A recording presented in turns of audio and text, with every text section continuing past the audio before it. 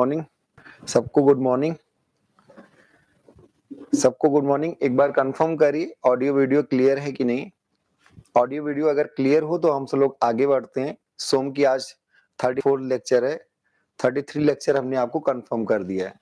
प्रिया Yadav ji good morning, good morning सबको, good morning. तो आगे बढ़ते हैं हम सब लोग। आज इंपॉर्टेंट एक नए चैप्टर की तरफ बढ़ते हैं। चैप्टर 2 आप सब लोग ने कर लिया। क्वेश्चन बैंक आपको भेज दिया जाएगा आज, जिससे आप सब लोग क्वेश्चन प्रैक्टिस भी करें। चैप्टर 2 का क्वेश्चन प्रैक्टिस कर लें और वो क्वेश्चन फिर हम डिस्कस भी करेंगे आपको किसी दिन। Good morning, good morning, good morning सबको, good morning. Classes late start हो रही, काफी चीजें मैनेजेबल नहीं हो पा रही हैं। थोड़ा सा ग्राफ और इन सब चीजों का प्रिंट आउट और सब चीजें नहीं हो पा रहा। खैर चलिए देखते हैं। तो हम सब लोग बिना वैसे भी पढ़ लेंगे, कोई पीपीटी की इतनी जरूरत नहीं है, पर थोड़ा सा इमेजिन करने के लिए इमेज रहते तो बेहतर रहता है। खैर चलिए, तो आज आप सोम का 34th लेक्चर है। 33 लेक्चर में आपको केवल 2 चैप्टर हम कंप्लीट करा पाए हैं, जिसमें फर्स्ट का क्वेश्चन हुआ है, सेकंड का क्वेश्चन भी नहीं हुआ है। सेकंड के क्वेश्चन कम से कम 2-3 दिन लगेगा, क्योंकि सेकंड में हमने 67 क्वेश्चन और 67 डिफरेंट टाइप्स ऑफ क्वेश्चन है। हर कोई क्वेश्चन अलग है।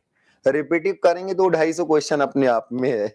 आप किसी भी एग्जाम का देखेंगे तो जब आप सॉल्व करेंगे तो 250-300 क्वेश्चन अपने आप में समेटे हुए। खैर जब डिस्कस करेंगे तो आप समझ ही जाएंगे, तो उस पर बात करते हैं। आपको सेकंड चैप्टर का क्वेश्चन बैंक मिल जाएगा, जिसको आप लोग सॉल्व करेंगे, ठीक है।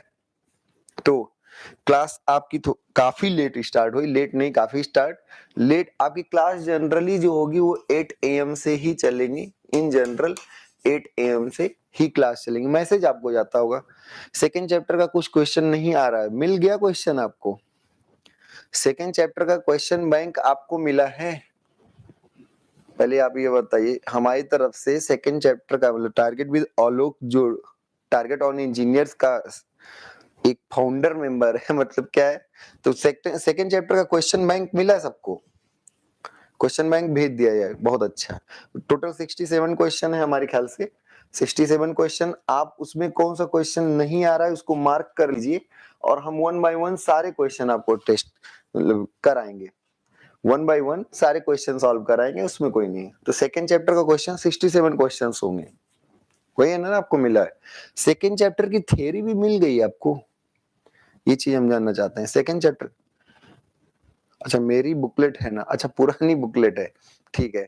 अच्छा ऐसा कुछ नहीं है कि जो आपके क्वेश्चन फंसे उसका आप फोटो भेज दें फिर सॉल्व हो जाए, ऐसा कोई अगर कोई क्वेश्चन, या फिर हम क्लास में आए नेक्स्ट डे और उसी को सॉल्व करा दें, ऐसा कोई अगर सिस्टम हो तो बेहतर है, ठीक है। कोई बात नहीं, नहीं तो आप हमारे पर्सनल नंबर पर भी देख सकते हैं। पर्सनल नंबर हमारा है, इस पर आप हमें मैसेज व्हाट्सएप कर सकते हैं, हम उसको आपको रिप्लाई करेंगे, ठीक है। नहीं रिप्लाई, जैसे मान लीजिए कभी कभी क्या होता है कि चीजें डायरेक्ट आंसर ही रिप्लाई किया जा सकता है, तो उसको हम आके आपके सामने यहाँ पर डिस्कस भी कर देंगे, ठीक है। तो जो भी आपका क्वेश्चन रहे।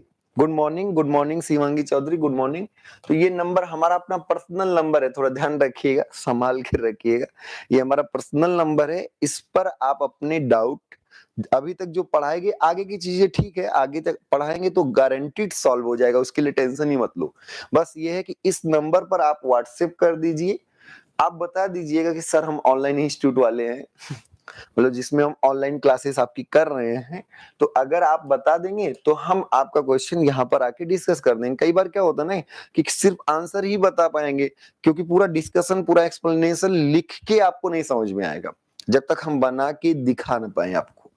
कई क्वेश्चंस के ऐसे आंसर होते हैं, तो जब आप क्वेश्चंस भेजेंगे तो उसका सॉल्यूशन तुरंत देने लायक रहेगा, तुरंत दे देंगे, नहीं तो अगले दिन आकर हम यहाँ पर सॉल्व करा देंगे, ठीक है। अब तो ठीक है भाई, हमारा पर्सनल है, इस पर आप कॉल मत करिए, कॉल जनरली हम उठाते नहीं, तो कॉल की कोई बात नहीं। हाँ व्हाट्सएप आप रात में भी करें तो शायद हम उसका रिप्लाई कर पाए, व्हाट्सएप की जिम्मेदारी है। तो इस पर आप सब लोग जो भी क्वेश्चन के डाउट हैं इस नंबर पर भेज दिया करिए, बस एक मेंशन कर दीजिए कि हम आपका ऑनलाइन पेड बैच कर रहे हैं, ऑनलाइन पेड बैच कर रहे हैं, बस इतना सा आप थोड़ा सा इन्फॉर्म हमें कर दीजिए, जिससे हम आपको पहले से ही रिकॉग्नाइज कर लेंगे कि आपको स्पेशली हमें आंसर करना, ठीक है। शिवांगी जी आपको भी क्लियर है ना मैसेज, कि करना क्या है। तो आप सब लोग खूब सॉल्व करिए, ऐसा नहीं कोई क्वेश्चंस को लेके हमें बिल्कुल कोई परेशानी नहीं है। आप जितनी मेहनत करेंगे उतनी जल्दी आपका सिलेक्शन होगा। आपका सिलेक्शन आपके ही हाथ में है, बस हम थोड़ा-सा आपको उसी चीज़ों को आसान करने की कोशिश कर रहे हैं, बस इतनी सी बात है। करना वैसे भी हम अभी पढ़ा के चले जाएँगे, पढ़ना आपको ही है। पढ़ना तो आप ही को है ना, तो आप बेहतर करें, उसके साथ हम खड़े हैं। आप क्वेश्चन जो भी क्वेश्चन आप इस पर भेज दो, उसका तुरंत आंसर हो पाएगा, हो जाए बस थोड़ा मतलब बात समझ पा रहे हैं ना, कि जिससे हम आपको स्पेशल कैटेगरी में ट्रीट कर सकें। आंसर जरूर हमें देने की एक जिम्मेदारी का हमें बोध हो कि आप सब लोग ऑनलाइन पेड बैच के हैं, ठीक है। तो अब क्लियर होना चाहिए। आई थिंक मैं से इसको नंबर को डिलीट कर दे रहे हैं, क्योंकि ये आपको बाद में यही पीडीएफ बाद में आपको शेयर किया जाता है, आई थिंक डेली का डेली ऐसा होता होगा, ठीक है।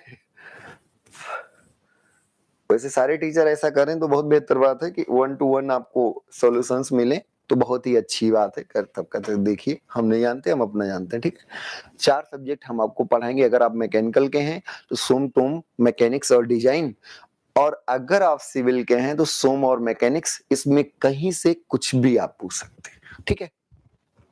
बशर्ते थोड़ा पढ़ के पूछेंगे तो आपके लिए ही आसान होगा। आइए तो नेक्स्ट हम तो लोग शुरू करते हैं। बहुत शानदार और जानदार, बहुत बेहतरीन लेक्चर है, और इसके बिना सच में सोम समझना ही मुश्किल है। तो नेक्स्ट चैप्टर है, अच्छा ये ऐसा नहीं, बेसिक तो आपने समझ ही लिया, पर बेसिक से भी क्वेश्चन काफी आते हैं। वेटेज वाइज देखा जाए तो वेटेज वाइज इसके उतने क्वेश्चन नहीं आएंगे जितने सेकंड चैप्टर के आएंगे, पर इससे ही हम समझ पाएंगे कहां पर क्या किधर, कहां पर क्या किधर मैक्सिमम होगा, और जब मैक्सिमम होगा तो फेल होने के चांसेस समझ पाएंगे। तो ये चैप्टर 3 इसका नाम ही है, अगर आप कंटेंट्स पहले दिन से देख रहे हो तो चैप्टर 3 का क्या है, चैप्टर 3 में लिखा होगा principal stresses and Mohr circle. Principal stresses and Mohr, तो ये प्रिंसिपल साहब को पढ़ने की क्या जरूरत है। तो अभी पहले हम थोड़ी सी बेसिक चीजों को लेके चल रहे हैं। स्ट्रेस क्या है, तो गुरुजी स्ट्रेस तो आपने बता ही दिया था। स्ट्रेस सिंपल सा है, internal resistive force per unit area. Internal resistive force per unit area, simple सा है स्ट्रेस, और कुछ है ही नहीं। तो किसी ने कहा कि internal resistive force per unit area, इतना सा है सिंपल। अब ये रेजिस्टिव फोर्स किस एरिया से रेजिस्ट होगा, ये अब टारगेट हमारा होगा। यहां तो ये आपका बेसिक ही था। जैसे कोई एक मेंबर है, कोई एक बॉडी है ऐसे टेढ़ी मेढ़ी,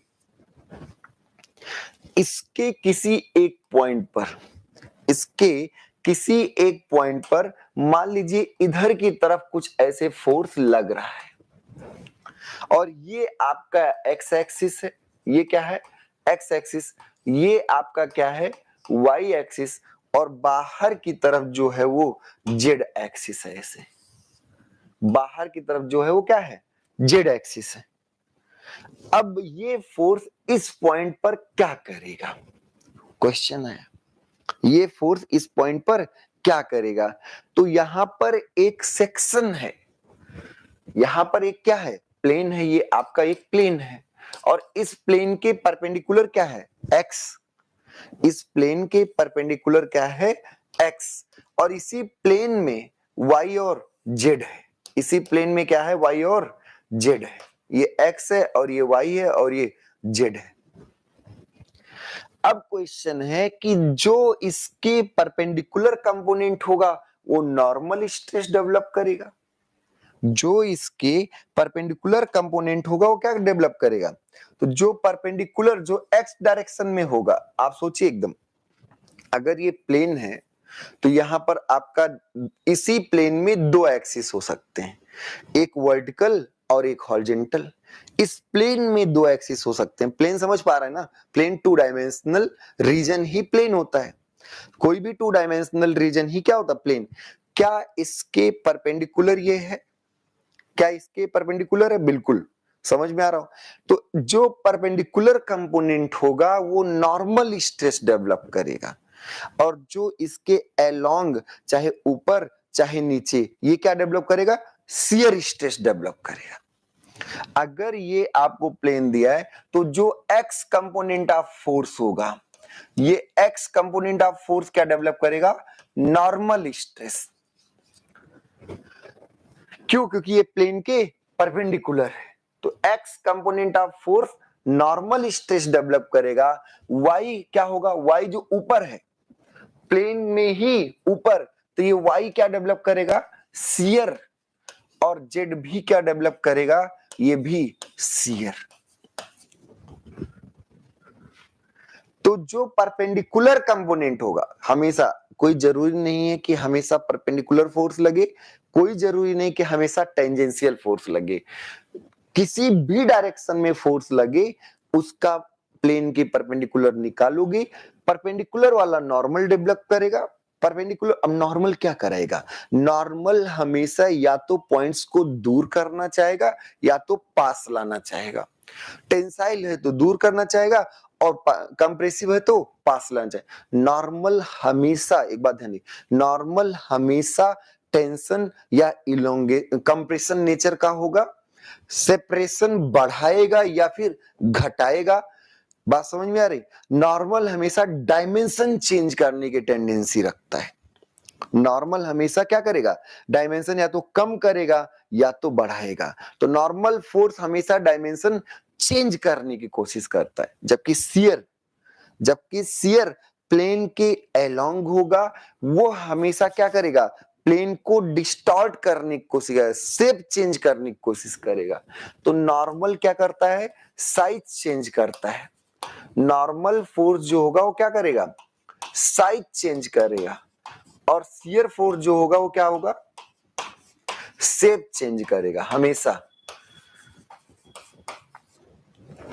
नॉर्मल जो होगा वो साइज चेंज करेगा और शियर जो होगा वो शेप चेंज करेगा। अब फिर से एक एक बातें अगर आप ध्यान से देखो, कोई मान लीजिए एक बीम है ऐसे,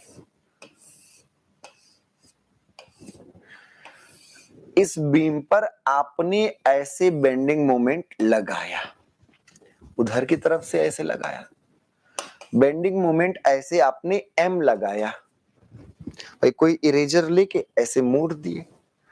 जब इरेजर लेके मोड़ दिए, आप किस एक्सिस के अबाउट मोड़ रहे हैं? क्वेश्चन यहां पर यही, अगर तो क्या आप इस हॉरिजॉन्टल एक्सिस के अबाउट मोड़ रहे हैं? ऐसे मोड़ रहे हैं। जब मोड़ रहे हैं तो इस बीच के किसी एक प्लेन का हालचाल पूछो, आप अगर ये समझ गए तो सारी चीजें क्लियर हो जाएंगी। इस बीच के प्लेन का क्या होगा? कहीं ऐसे बीच में कट किए क्या होगा?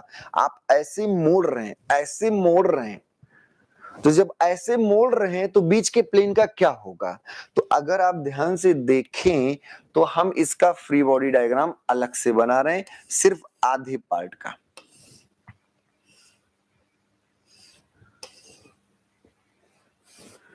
क्या यहां पर बेंडिंग मोमेंट ये एक्सटर्नली आपने लगाया है?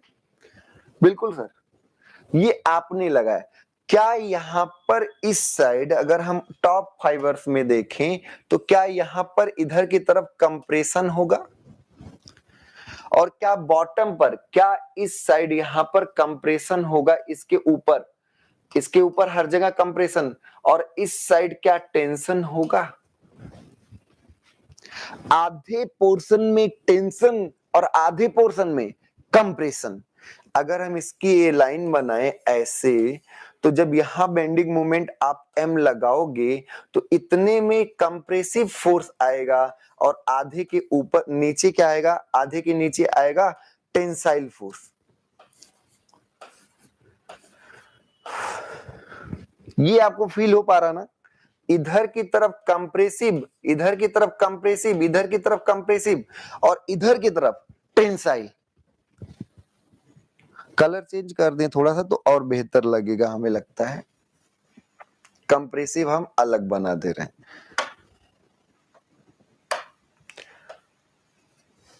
तो आधे पोर्शन में क्या होगा? कंप्रेसिव होगा और आधे पोर्शन में टेंसाइल। अब आप मिडिल में क्यों कोई फोर्स नहीं होगा, बिल्कुल एक न्यूट्रल फाइबर होगा जिसमें कोई फोर्स नहीं होगा। अभी हम उस पर बात नहीं कर रहे हैं, पहले थोड़ा समझें कि न्यूट्रल फाइबर क्या होगा, बेंडिंग एक अलग चैप्टर होगा, पर थोड़ी सी अभी हम फीलिंग कर रहे हैं कि जैसे आप मोड़ोगे तो आधे में टेंशन और आधे में कंप्रेशन, और आधे में जब टेंशन आधे में कंप्रेशन, तो नेट फोर्स तो ये जीरो है, ये कंप्रेशन है और ये क्या है, टेंशन है, तो नेट फोर्स क्या है, जीरो। पर अगर हम ध्यान से देखें गुरुजी, तो जब एम जो लगा रहे हैं, यहां कंप्रेशन यहां टेंशन, एफ हमने कंप्रेशन और यहां पर एफ टेंशन, नेट फोर्स तो जीरो है, पर क्या नेट कपल मोमेंट जीरो है? क्या नेट कपल मोमेंट जीरो है? नहीं, क्योंकि दोनों एक ही लाइन में नहीं है, दोनों एक ही लाइन में नहीं। जैसे आपके हाथ पर कोई ऊपर फोर्स लगाए, ऐसे दबाए और नीचे की तरफ खींचे, नीचे की तरफ खींचे, तो नेट फोर्स तो जीरो हो सकता है, जितना फोर्स से दबाए उतने फोर्स से खींचे, नेट फोर्स जीरो। पर इसमें आप तुरंत कह सकते हो गुरुजी दबाने वाला ऊपर की तरफ है और खींचने वाला नीचे की तरफ है, पूरे एरिया के सेंट्रॉइड पर मानोगे तो ये थोड़ा सा सेपरेटेड है कि नहीं? और जब इक्वल अपोजिट फोर्सेस थोड़े से सेपरेटेड हो तो एक कपल फॉर्म करते हैं। इक्वल अपोजिट फोर्सेस जब थोड़े से क्या होते हैं, सेपरेटेड हो, तो क्या फॉर्म करते हैं, कपल फॉर्म करते हैं। इसका फाइनल कंक्लूजन ये आया कि जब भी आप एक मोमेंट अप्लाई करेंगे तो यहां पर कंप्रेसिव और यहां पर कंप्रेसिव, यहां पर टेंसाइल, नेट कंप्रेसिव, और इसी को अल्टीमेटली हम लिख सकते हैं कि एम लगाने पर यहां पर भी एक कपल मोमेंट ही आएगा। एम लगाने पर जब यहां एम अप्लाई कर रहे हैं, ये आधे पोर्शन की बात है, ये क्या है, आधे पोर्शन की, जब आप एम अप्लाई कर रहे हैं तो इस प्लेन में भी आपका, इस पूरे प्लेन में भी नेट फोर्स तो जीरो है, पर एक कपल आ रहा है, और वही कपल क्या करेगा, रेजिस्ट करेगा। तो ये आपका रेजिस्टिव कपल होता है और ये अप्लाइड कपल होता है। एम जो है वो क्या है, अप्लाइड मूवमेंट, एम जो है वो आपका क्या है, अप्लाइड कपल बेंडिंग मूवमेंट, वैसे इसको बोलेंगे आगे। तो एम जो है अप्लाइड मूवमेंट और एम आर जो है वो क्या है, रेजिस्टिव मूवमेंट। एम आर क्या है, रेजिस्टिव मूवमेंट। और इक्विलिब्रियम के समय अगर ये ऐसे डिफॉर्म किया गया तो ये इक्विलिब्रियम में एम जो होगा वो एम आर के बराबर होगा। इक्विलिब्रियम में अगर ये डिफॉर्म नहीं हो रहा है, अब ऐसे खींच दिया, ऐसे मोड़ दिए, तो यहाँ पर जो एम होगा रेजिस्टिव वाला, वो अप्लाइड और रेजिस्टिव दोनों क्या होंगे, बराबर। बात समझ में आया? तो ये रेजिस्टिव। अब बात शुरू होती है कि गुरुजी जब भी आप मूवमेंट लगाओगे, ये 3 डायमेंशनल ऑब्जेक्ट है, थिकनेस बोर्ड के परपेंडिकुलर है जिसको हम दिखा नहीं रहे, यहां एम ऐसे लगाओगे तो किसी भी सेक्शन में आधे टेंशन आधे पे कंप्रेशन, क्या हर जगह टेंशन समान होगा? क्या हर एक पॉइंट पर, यहां पर हर एक पॉइंट पर टेंशन या हर एक पॉइंट पर कंप्रेशन समान होगा? ये क्वेश्चन, ये एक प्लेन है ना, इस प्लेन के हर एक पॉइंट पर टेंशन कंप्रेशन समान होगा? आप बताइएगा, एकदम सोच के बताइए। जब आप ऐसे मोड़ रहे हैं तो ये ठीक है, ये खिंचा होगा, इसमें खिंचा होगा, ये गारंटी है। इसमें क्या होगा, इसमें कंप्रेशन होगा, इसमें क्या होगा, इसमें कंप्रेशन होगा, इधर खिंचा होगा उधर कंप्रेशन होगा, पर क्या हर एक जगह समान होगा? क्या हर एक पॉइंट पर समान होगा? तो नहीं गुरुजी। जब ऊपर, जैसे ऊपर वाले से अगर हम पूछें, एकदम टॉप वाले से पूछें, तो टॉप पर स्ट्रेस की इंटेंसिटी, दबाव ज्यादा होगा, या सबसे बॉटम पर खिंचाव सबसे ज्यादा होगा? सबसे बॉटम पर खिंचाव क्या होगा, सबसे ज्यादा होगा, और यहां सबसे टॉप पर सबसे ज्यादा कंप्रेशन होगा। जैसे जैसे आप बीच में आएंगे तो कंप्रेशन का भी रेशियो घटता जाएगा और इधर से टेंशन का भी घटता जाएगा। ये समझ पा रहे हैं ना आप? जब आप मोमेंट अप्लाई करेंगे तो सबसे बाहर वाले फाइबर को ज्यादा खींचना चाहते हैं ना, और इस वाले को इसकी तुलना में कम खींचना चाहते हैं।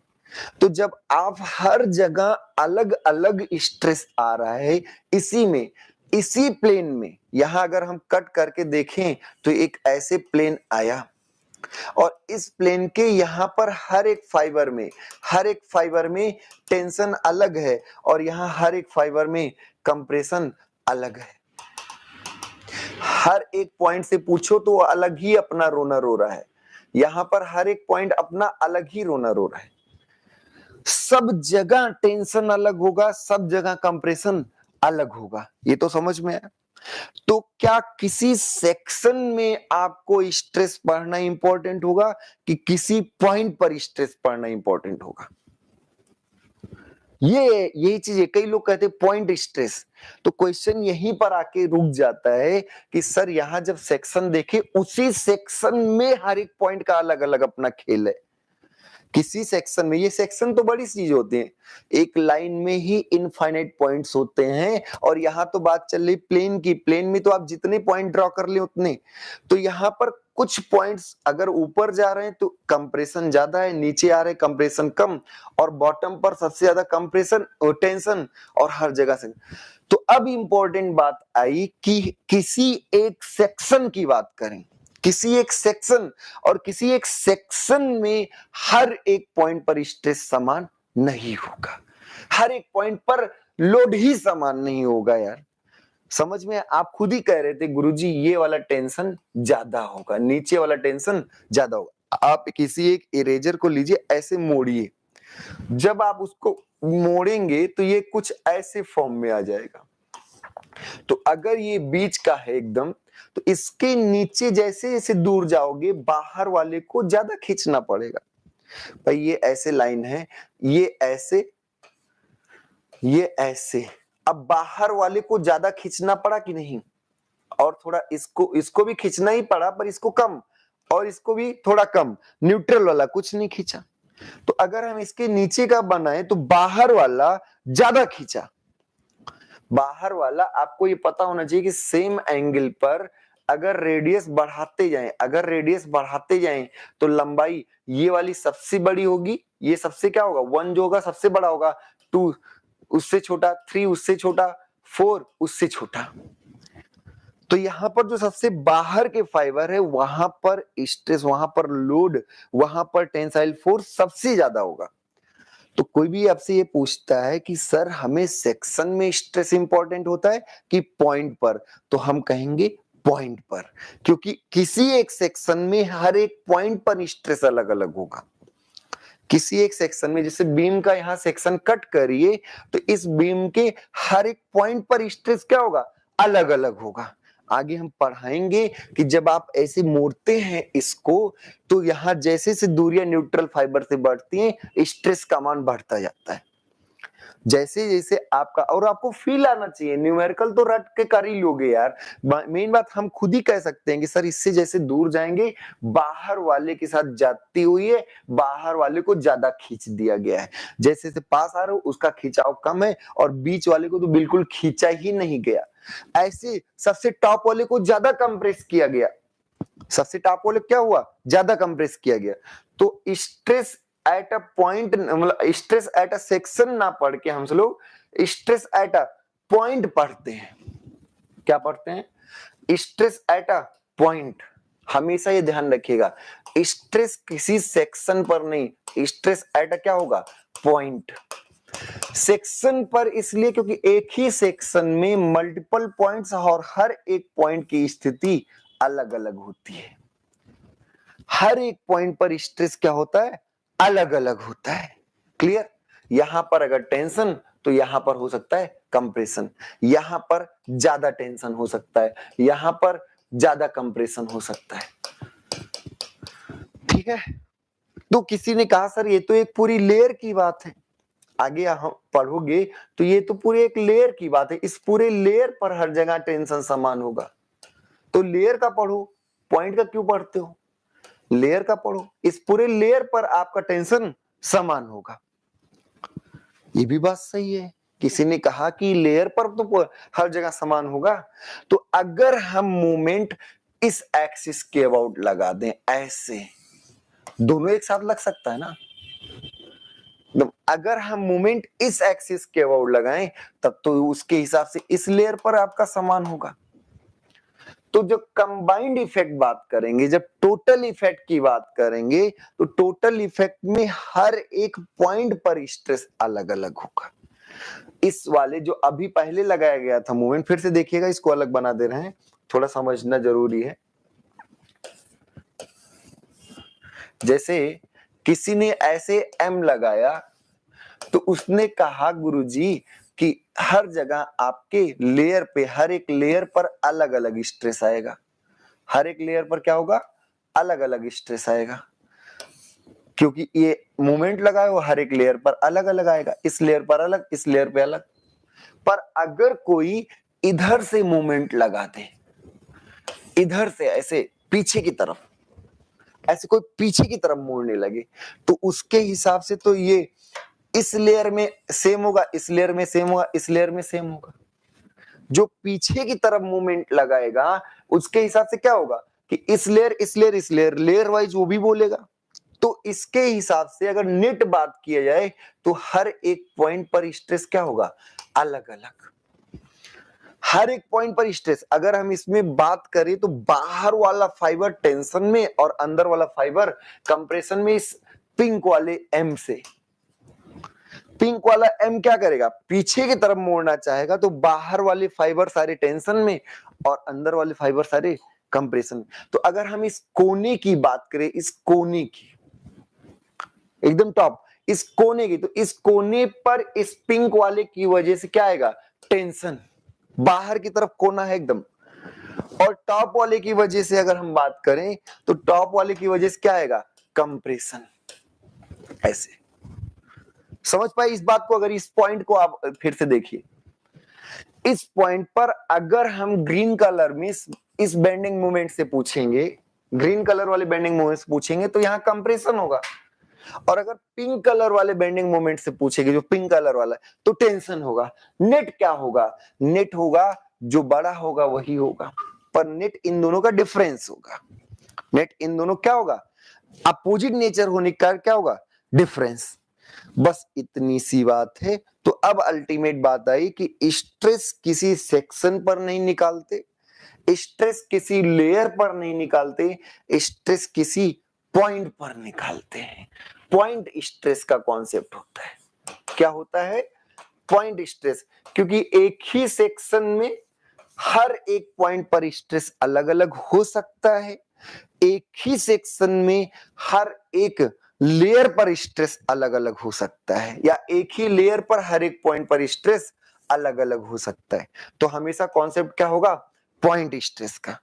तो जब भी कोई बॉडी है, मान लीजिए कोई बॉडी है, आपने इसको ऐसे फोर्स लगा के खींचा, इक्विलिब्रियम तो होना चाहिए। किसी बॉडी को एफ फोर्स लगा के खींचा गया, सिंपल सी बात। जब खींचा गया और ये नेट फोर्स तो जीरो है, इक्विलिब्रियम है। इक्विलिब्रियम है, जब इक्विलिब्रियम होगा, जब भी इक्विलिब्रियम होगा, तो अब आप यहां मोशन की बात तो सोचे ही नहीं सकते। देखिए, पहला फोर्स का पहला अगर रूप देखा जाए तो मोशन पर हमारा दिमाग में आता है, पर यहां पर तो इक्विलिब्रियम है। यहां पर तो क्या है? इक्विलिब्रियम का मतलब क्या है? नेट फोर्स क्या है? जीरो। और जब नेट फोर्स जीरो है तब दिमाग में आएगा, अच्छा यहाँ के जो पार्टिकल्स इनके हैं, इन सबको ये डिस्टर्ब करेगा, इन सबको डिफॉर्म करने की कोशिश करेगा। तो जब डिफॉर्म करेगा तो हर एक पॉइंट पर इसका प्रभाव सेम भी हो सकता है और अलग भी हो सकता है। हर एक पॉइंट पर इसका प्रभाव क्या हो सकता है? सेम भी हो सकता है और अलग भी हो सकता है। क्लियर हुई बात? समझ में आया? इतनी सी बात। तो कई बार मतलब ये थ्योरेटिकल, ये अभी तक जो बताया इससे कोई बहुत न्यूमेरिकली आपको फायदा तो नहीं हुआ, लेकिन ये जरूर आप समझ पाए होंगे कि हर एक पॉइंट पर स्ट्रेस हमारे लिए इंपॉर्टेंट होता है।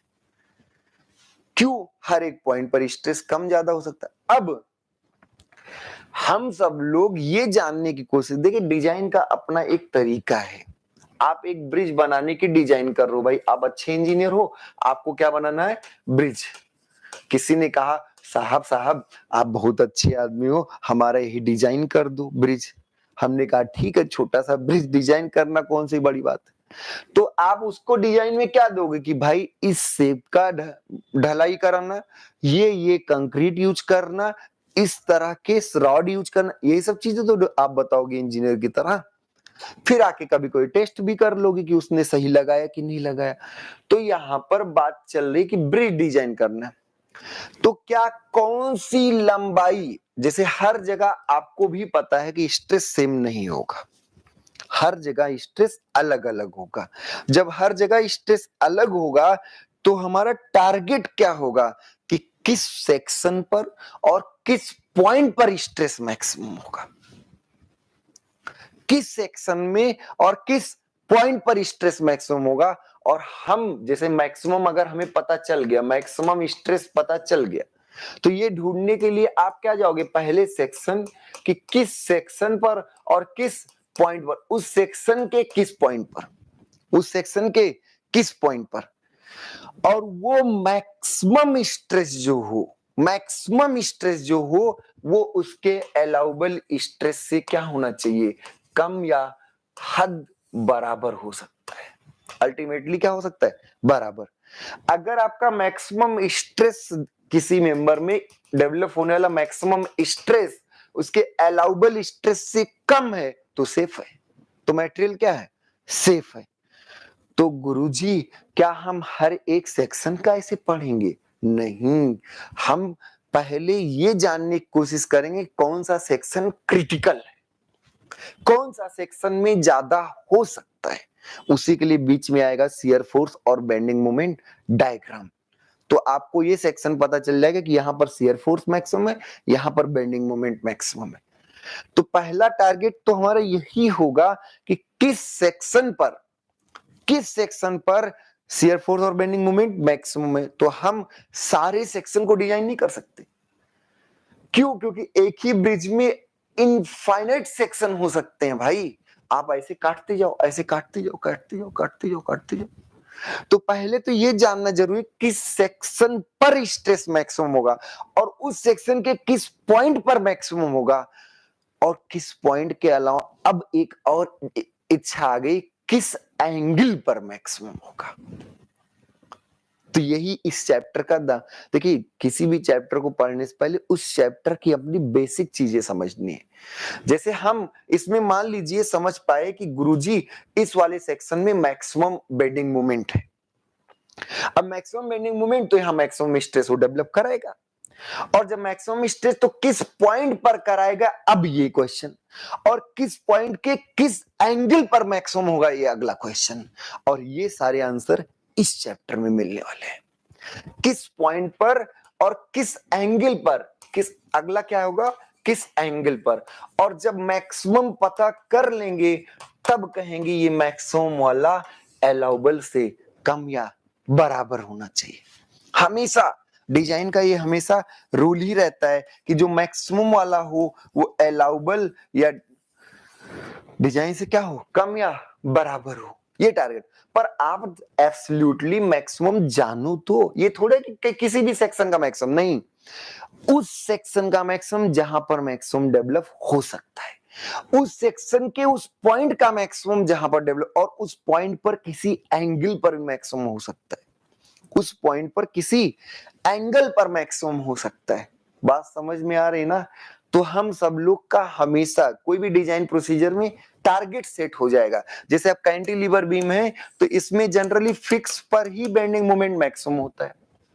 तो हम इन सब सेक्शन के बारे में सोचेंगे नहीं, इन सब सेक्शन से नहीं पूछेंगे तुम्हारा क्या यार, अगर ये मजबूत है तो तुम तो मजबूत रहोगी, अगर वो नहीं टूटा जिसके टूटने के चांस ज्यादा हैं तो और सब लोग तो टूटेगा ही नहीं।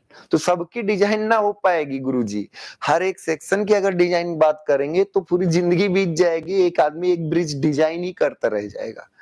तो वो पहले टारगेट सेट करता कि हम किस सेक्शन पर ज्यादा चांस है फेल होने के और उस सेक्शन के किस पॉइंट पर ज्यादा चांस है स्ट्रेस के मैक्सिमम होने के, और फिर आप किस एंगल पर आते हैं फिर, और इन तीनों का आंसर सेक्शन, किस पॉइंट पर, किस एंगल पर, ये तीनों आंसर पता चलता है प्रिंसिपल स्ट्रेस और मोहर सर्किल से।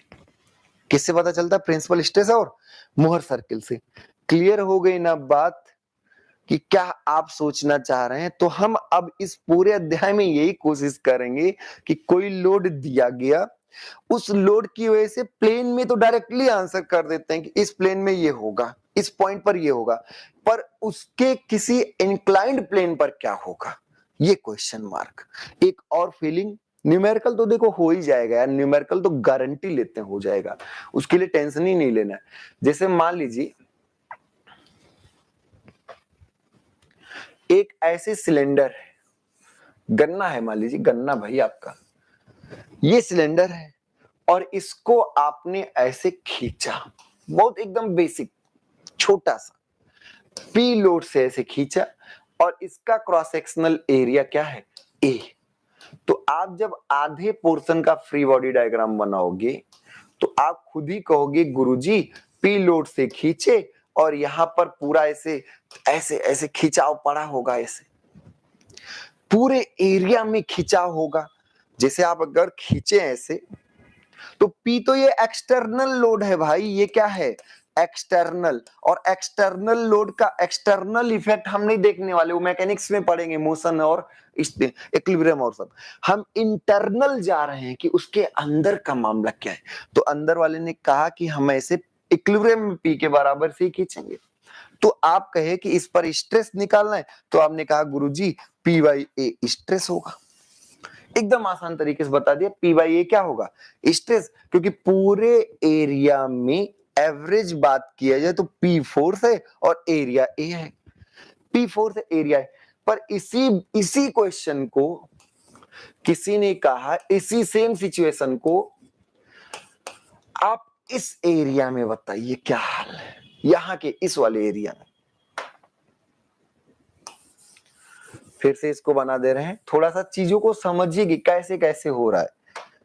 जैसे आप अगर एंगल पर समझ जाएंगे कि ये सच में फीलिंग क्या है तो मजा आएगा, फिर आपको क्वेश्चन करने में कोई ऐतराज नहीं हो। पी लोड है, किसी ने कहा कि गुरुजी इस वाले प्लेन में बताओ क्या होगा, तिरछे प्लेन में क्या होगा, तिरछे प्लेन में। समझ पाए बात क्या हम कहना चाह रहे हैं? तो ऐसे जब आप कट किए तो यहां तो पी है, इस तिरछे प्लेन का ऐसा कुछ रहेगा।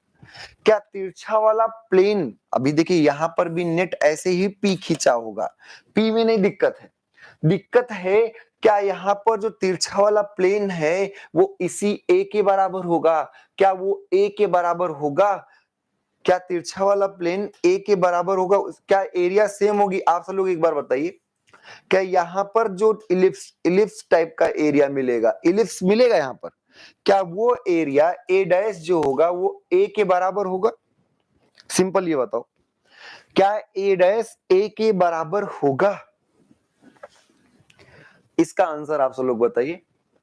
क्या ये तिरछा वाला ए डैश जो एरिया है वो ए के बराबर होगा?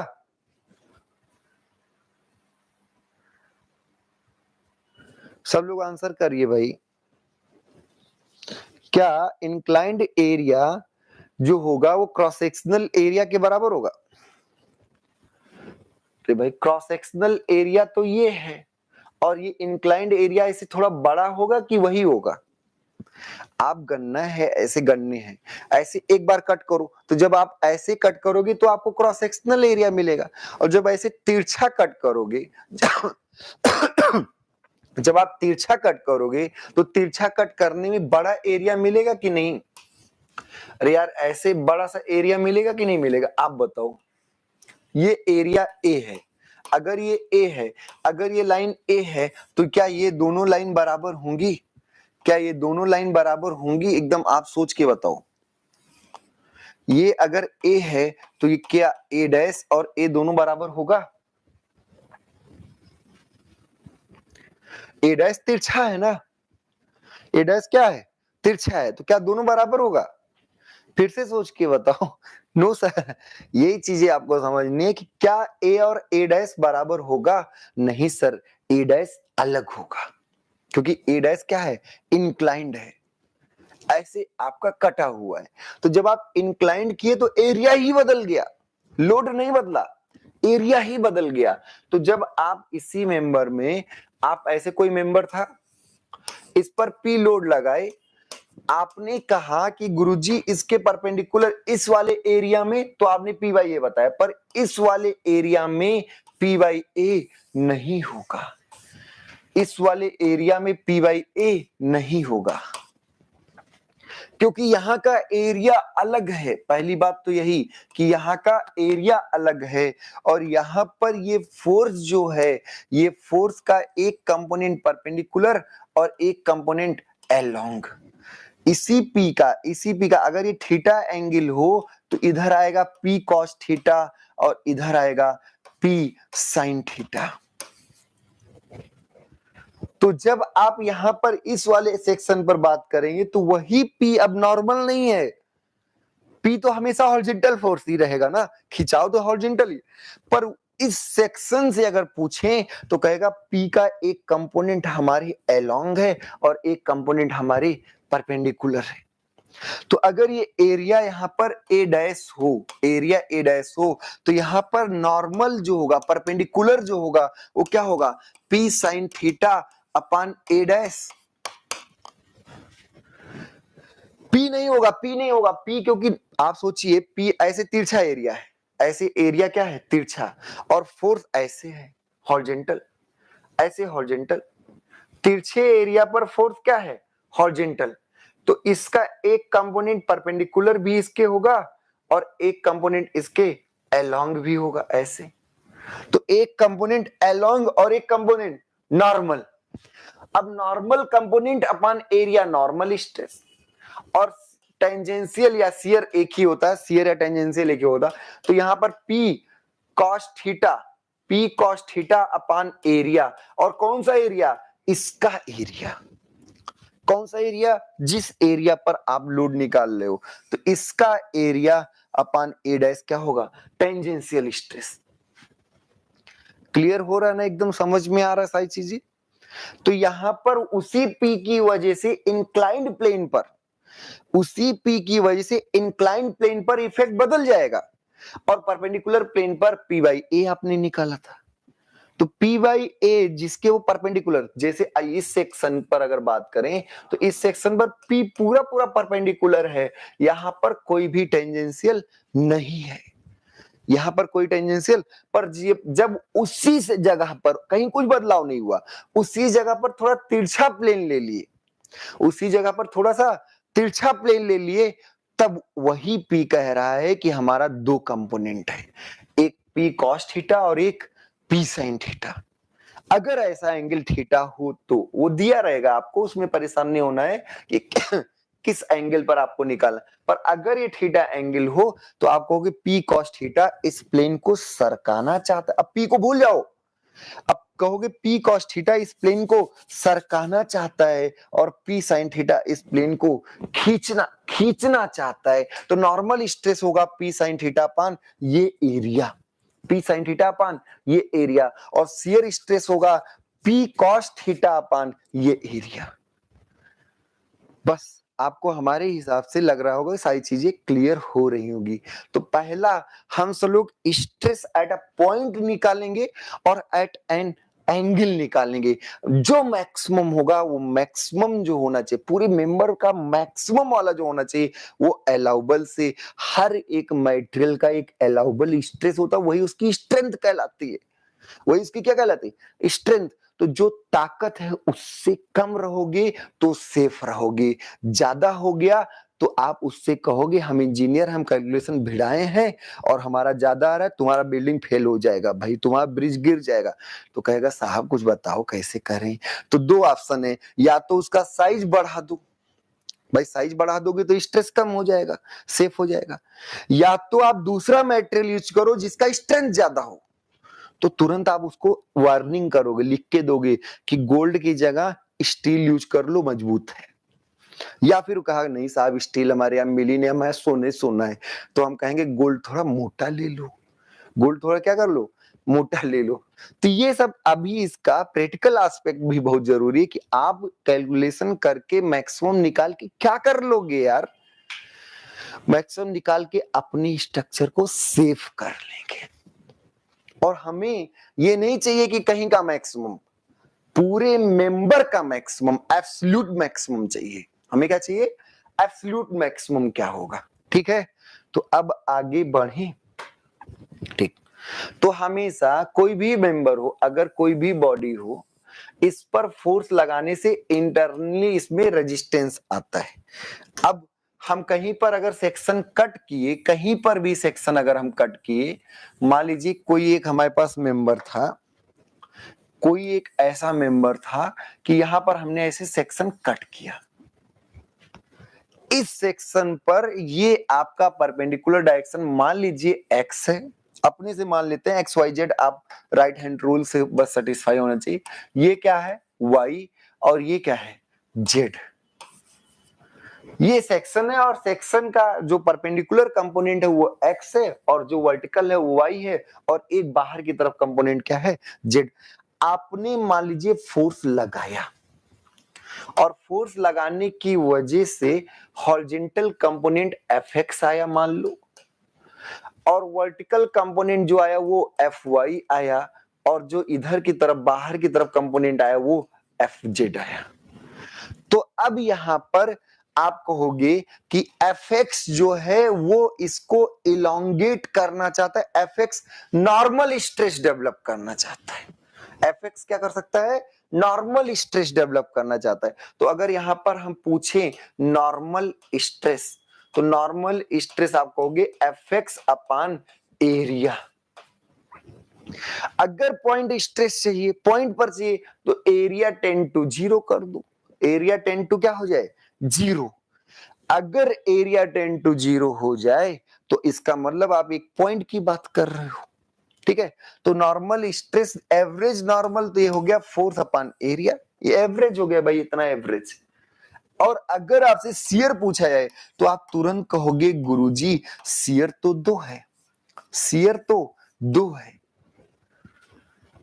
नॉर्मल स्ट्रेस हुआ एफ एक्स अपॉन ए, पर अगर शियर पूछा है तो वाई की डायरेक्शन में भी सरकाने वाला कोई है और जेड की डायरेक्शन बाहर भी सरकाने वाला कोई है। जैसे मान लो ये हाथ सेक्शन है, तो एक्स तो खींचना चाहता है ऐसे, वाई ऊपर सरकाना चाहता है और जेड आपकी तरफ सरकाना चाहता है ऐसे। तो क्या ये भी शियर है, ये भी शियर है और ये नॉर्मल है, तो शियर स्ट्रेस जो होगा वो एफ वाई अपान ए जो होगा वाई डायरेक्शन में, और एफ जेड अपान ए होगा वो एफ जेड अपान ए होगा वो जेड डायरेक्शन में होगा। डबल शियर, दो डबल शियर की बात नहीं है, दो अलग अलग डायरेक्शन में शियर होगा। क्लियर हुआ ना बात, एकदम देखो ध्यान से समझ में आ रहा है। शियर यहां पर वाई डायरेक्शन में, ये क्या होगा, वाई डायरेक्शन, और ये क्या होगा, जेड डायरेक्शन, ये एक्चुअल में एक्स डायरेक्शन है। एकदम बताओ ये बात समझ में आई सबको, ये बात सबको समझ में आई कि वाई डायरेक्शन में शियर जो होगा एफ वाई अपान ए, और जेड डायरेक्शन में शियर जो होगा वो एफ जेड अपान ए। इसको आप कंफर्म करिए, समझ में आया हो तो आप आगे बढ़े। फिर हम सब लोग क्लासेस आपकी 8 बजे ही चलेंगी, 8 से 9, 9:30 जो भी बढ़े, बस टॉपिक आपका आगे बढ़ना चाहिए, ठीक है।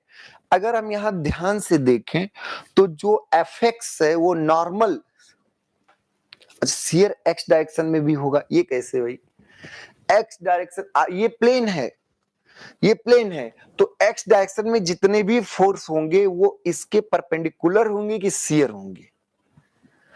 एक्स डायरेक्शन वाला जो फोर्स होगा वो इस प्लेन के परपेंडिकुलर होगा ना, जैसे ये प्लेन है तो इसका ये परपेंडिकुलर हुआ ना। शियर इधर हो सकता है, शियर इधर हो सकता है, शियर इधर, कोई कहा कि सर तिरछा ऐसे सरकाएं, तो फिर से सोचिए ये प्लेन है तो प्लेन के परपेंडिकुलर जो होगा वो तो नॉर्मल डेवलप करेगा ना, प्लेन के परपेंडिकुलर क्या डेवलप करेगा, नॉर्मल। शियर इधर भी हो सकता है और इधर भी हो सकता है, एक्स की तरफ भी और इधर सॉरी वाई की तरफ भी और जेड की तरफ। कोई अगर ऐसे तिरछा से सरकाए, तिरछा, तो ये तिरछा वाला जो होगा ये वाई और जेड का कंपोनेंट होगा, वाई और जेड का क्या होगा, कंपोनेंट होगा। अगर कोई तिरछा ऐसे जो परपेंडिकुलर होता है वो शियर नहीं, वो नॉर्मल होता है ना, तो पहले नॉर्मल लिख चुके हैं। X component normal stress develop करेगा, एक्स कंपोनेंट क्या डेवलप करेगा, नॉर्मल, और Y component shear, Z component shear. X shear नहीं डेवलप करेगा, एक्स क्या करेगा, नॉर्मल। तो लिख चुके हैं ना हम, ये पहले क्या करेगा, नॉर्मल। बात समझ में आ रही ना। प्लेन के परपेंडिकुलर जो लोड होगा वो नॉर्मल डेवलप करेगा, और प्लेन के अलोंग जो लोड होगा, जैसे प्लेन में, यहां पर प्लेन में वाई भी है और जेड भी है, तो वाई और जेड शियर, और जो परपेंडिकुलर है वो नॉर्मल। ठीक है, तो perpendicular forces normal stress develop करते हैं और अलोंग या tangential forces shear stress develop करते हैं। अब हमें लगता है कि आपको बेसिक्स क्लियर हुए होंगे। अब बताइए, अब तो क्लियर है ना, फिर हम आगे इस पर बढ़ते हैं।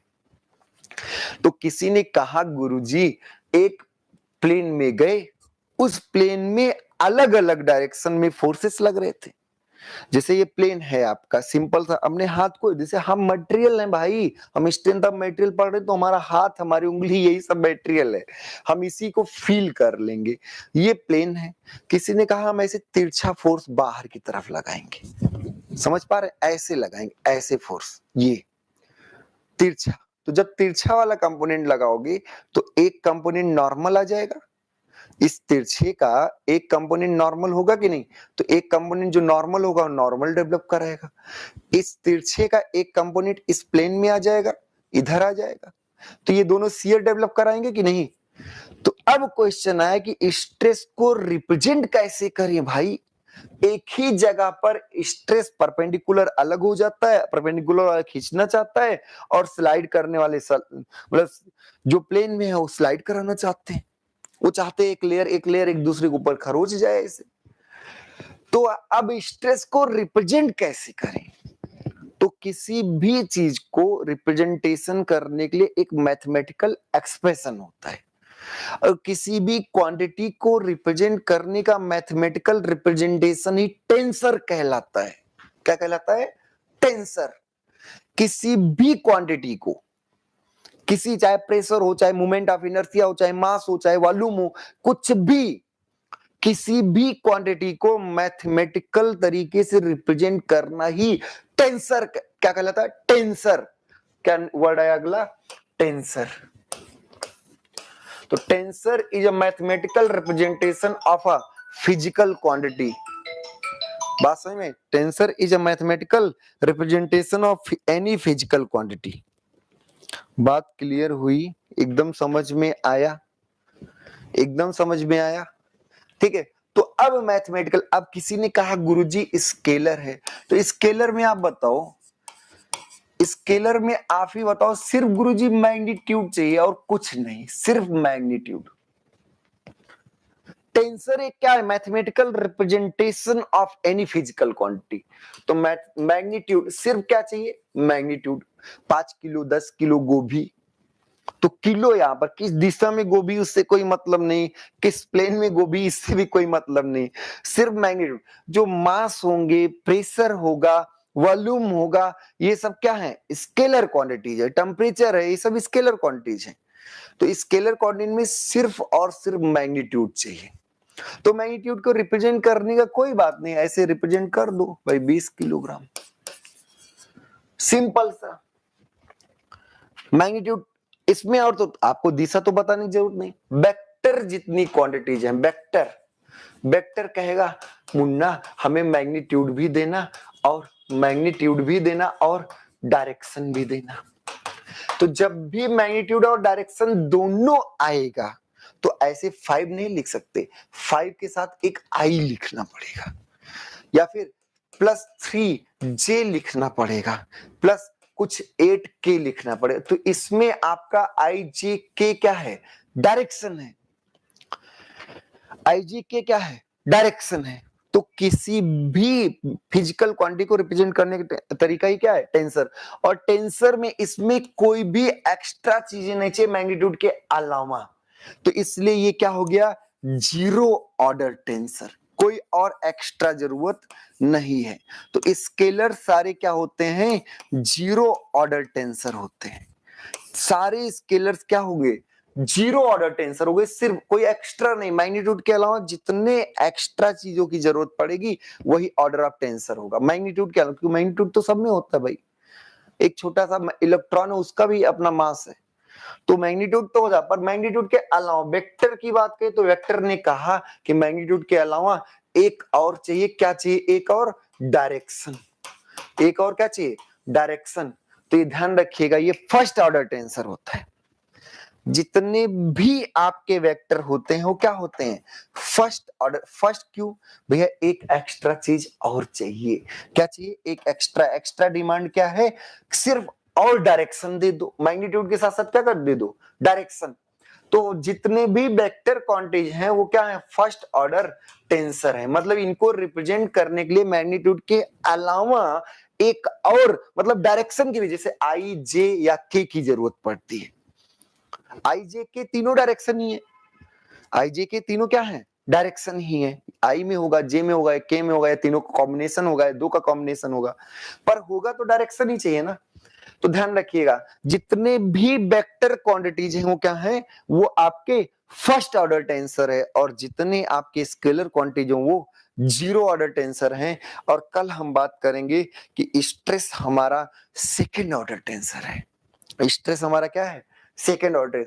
तो अभी हम ये इंपॉर्टेंस ही जान पाए कि स्ट्रेस किसी प्लेन में ना कैलकुलेट करके पॉइंट पर कैलकुलेट करना ज्यादा इंपॉर्टेंट है, क्योंकि किसी प्लेन में हर एक पॉइंट पर स्ट्रेस अलग अलग हो सकता है, सेम भी हो सकता है, पूरे प्लेन में भी सेम भी हो सकता है, ऐसा नहीं है, पर अलग अलग भी हो सकता है। तो पॉइंट स्ट्रेस हमारे लिए इंपॉर्टेंट होता है, और किसी पॉइंट पर अलग अलग एंगल में स्ट्रेस अलग अलग होगा, किसी पॉइंट पर अलग अलग एंगल में स्ट्रेस अलग अलग होगा। तो हम वो एंगल जानना चाहेंगे कि किस एंगल में स्ट्रेस मैक्सिमम हो। जैसे डक्टाइल ने कहा कि भैया हमारा, जैसे आप ही का है कि आपने कहा कि गुरुजी हमें सोम नहीं आता, सोम हमारा बहुत कमजोर है। तो जिसमें कमजोरी, पहले तो यही जानो कमजोरी किस में है, और जब कमजोरी तब चैप्टर में जाएंगे कि किस चैप्टर में कमजोरी है, फिर गुरुजी को हायर करेंगे।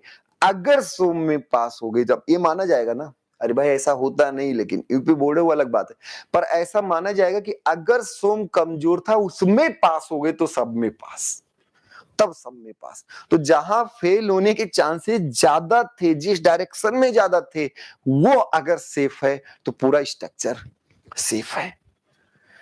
और ये बात किसी ने बताया था हमें कि गुरुजी डक्टाइल जो होता है वो शियर में कमजोर होता है, टेंशन और कंप्रेशन में इक्वली स्ट्रांग होता है, पर जो ब्रिटल होता है वो कंप्रेशन में बहुत स्ट्रांग होता है और टेंशन में सबसे ज्यादा कमजोर होता है। तो हम मटेरियल, जब हम ब्रिटल मटेरियल की डिजाइन करने वाले होंगे तो हम वह प्लेन खोजेंगे जहां पर सबसे ज्यादा टेंसाइल स्ट्रेस है, और वो टेंसाइल स्ट्रेस क्योंकि वो टेंशन में कमजोर है, ब्रिटल टेंशन में कमजोर है, तो उस प्लेन को खोजेंगे जिसमें आपका क्या हो कि ब्रिटल मटेरियल में टेंसाइल स्ट्रेस मैक्सिमम हो, और हम कहेंगे कि ये अगर ये सेफ हो गया तो पूरा ब्रिटल मटेरियल का स्ट्रक्चर सेफ है।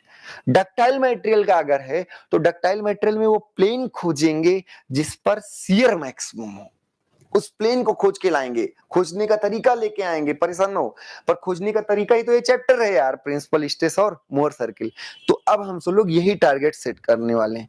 और ये बात बता दे, स्केलर मैग्नीट्यूड के अलावा जितने और एक्स्ट्रा क्वांटिटी की जरूरत होती है वही क्या होता है, ऑर्डर ऑफ टेंसर, या फिर जितनी चीजों की रिक्वायरमेंट होती है उसमें से एक घटा दो, वही ऑर्डर ऑफ टेंसर। जैसे मैग्नीट्यूड चाहिए, एक घटा दे, शून्य आ गया। मैग्नीट्यूड और डायरेक्शन चाहिए, दो में से एक घटा एक आ गया, तो ये फर्स्ट ऑर्डर टेंसर हो गया।